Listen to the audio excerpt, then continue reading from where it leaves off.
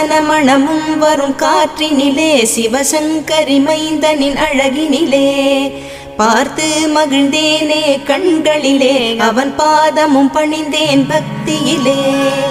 குஹா ஷண்முகா உன் பதத்தை துதித்தே உதிக்கின்ற வேதம் மகத்தான மந்திரம்